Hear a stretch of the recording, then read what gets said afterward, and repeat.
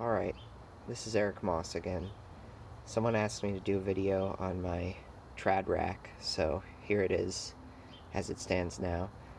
I've got my smaller nuts here. I've got a mix of DMM Wallnuts and then DMM offsets, the smaller three sizes, the small two sizes of the offsets, and then the smaller 4, 5 sizes of the walnuts, and one Astro nut, number 6. That's just to push the range a little smaller. And what I find is that the smaller the crack gets, the more crucial the shape of the nut gets. So on the big end you have your big old shapeless hexes, and those work pretty well, but they don't work so well for tiny stuff. And for tiny stuff, you'll notice the curve in this Astro nut, like this thing gets in there, whereas the peanuts, DMM peanuts, I didn't find they work very well. They're too they're too blocky or something, and also the flare is too wide on them. But then I've got the larger nuts, and I've got got up to size 11 of the offsets and up to size 8 of the regular walnuts, and then I've got a number 6 hexcentric in the mix. And I'll explain why I have these random pieces. You know, I don't just have all complete sets. I mean, I do have complete set of, well, not a complete set of walnuts, but most of a set of walnuts, and a complete set of the offsets. And then I've got 6 Tricams here, 4 Evos, and 2 regular ones. So I've got 2 regular black Tricams, 1 regular number 2. This is like, it's supposed to be purple, but it looks more blue Tricam, and this is a regular one. They don't make the larger sizes in Evos. So then I've got the black diamond C4s down to a 0.4 up to a number 2, and then I've also got this one DMM hex in the mix.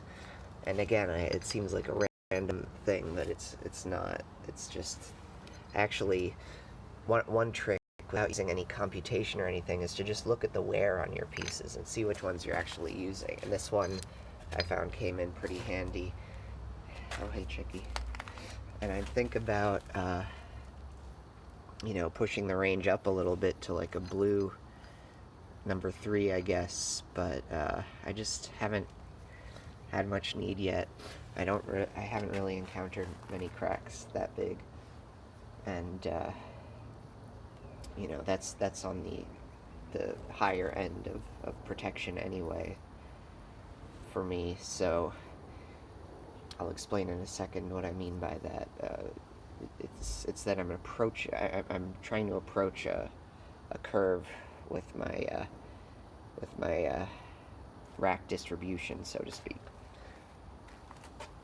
So I'll show you the rest of what I'm talking about on my computer. Here's how I analyze my rack and try to get the most out of it. And I've created this Excel spreadsheet for tracking the frequency of each crack size protected, basically. So I have a bunch of columns here. Each column represents 0.1 millimeters, and the piece range is mapped out here, and then it just adds up all the number of pieces for a given increment and plots that. So what you end up with is this histogram, this frequency distribution, and we can see that there's more pieces that can cover this intermediate range, and then fewer and fewer as you go out. And that's what we want, because that's what we'd expect to encounter in nature, is probably some sort of log. And with this program, I'm gonna put up a link to it so anyone can use it. It can actually be expanded. You can add rows, the maximum and minimum protection range, and the mass, and then get a total weight or total mass of your rack. And it just allows you to see like gaps in your rack. So there are little gaps there, but for the most part I've plugged in the gaps.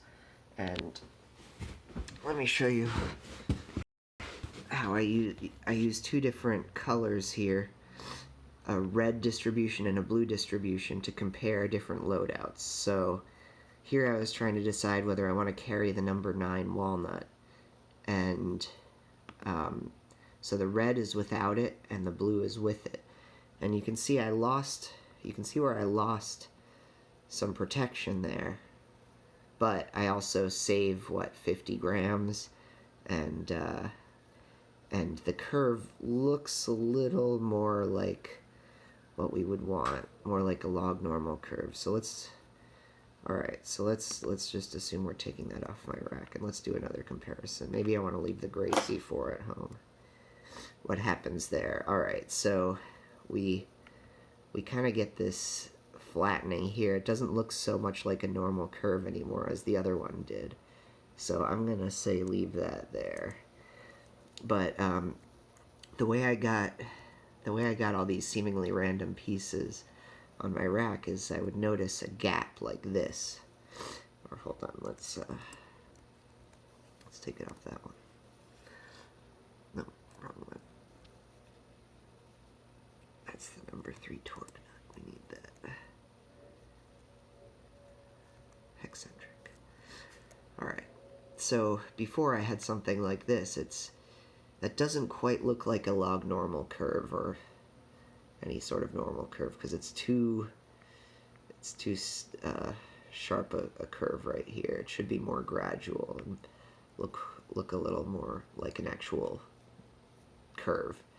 So yeah, that's how I ended up adding the hexcentric, and my rack, it works for me for now. So anyway, I hope you get some use out of this tool, and I hope you enjoyed seeing what I have on my rack right now. Any questions, feel free to comment, and subscribe if you want some more obscure climbing analysis. That's it. Bye.